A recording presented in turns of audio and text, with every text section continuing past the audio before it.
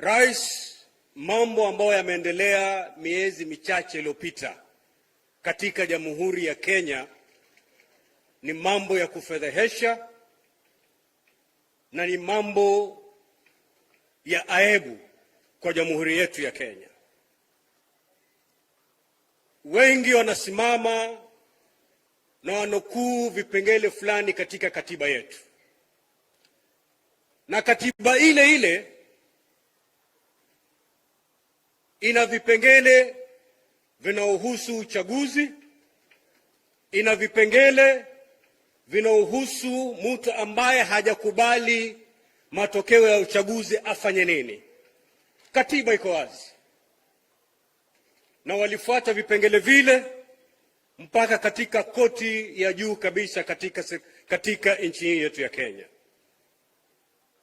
na uamuzi ikasemekana kwamba aliyechaguliwa na Wakenya kihalali kisheria si mwingine ni Mheshimiwa Daktari William Samoei Ruto. Iko ndani ya katiba. Lakini sasa kuna wale wanasema kwamba serikali iliyoko kwa sasa ni haramu. Ingekuwa ni haramu, ingeharamishwa na koti. Kwa sasa watu wamejitokeza, wanasema kwamba gharama ya maisha iko juu mno. Ni sawa, lakini wale ambao wanatangaza jambo hili sasa tulikuwa nao mwaka jana. Manake Mheshimiwa Rais, I was the last passenger to disembark from that sinking ship. Mimi ndo nilikuwa abiria wa mwisho kuruka katika ile meli ambayo ilikuwa inazama. Kwa hivyo najua mengi yalofanywa kule. Wale ambao wanasema gharama maisha imepanda walikuweko wakati ule.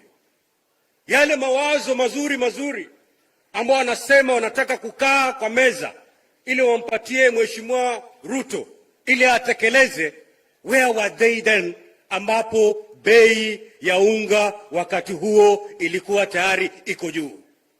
Where were they?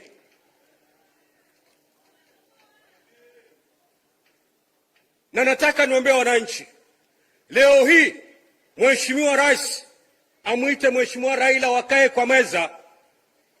Baada ya mkutano ule, nenda supermarket, nenda kwa duka uone kiwa bidhaa bei zake zimeshuka.